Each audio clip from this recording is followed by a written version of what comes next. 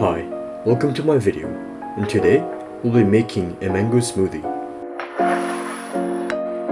To begin, you'll need 1½ cup of frozen mangoes and add them to the blender. Then prepare a 3/4 cup of milk and set that aside while you add a tablespoon of honey into the blender. You can also add half a cup of ice if you want to. Once you have added everything in, blend until smooth.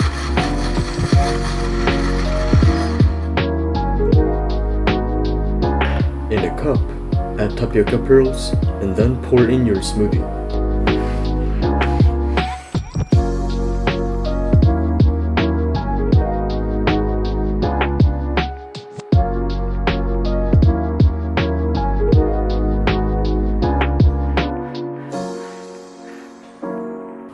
Mix well and enjoy.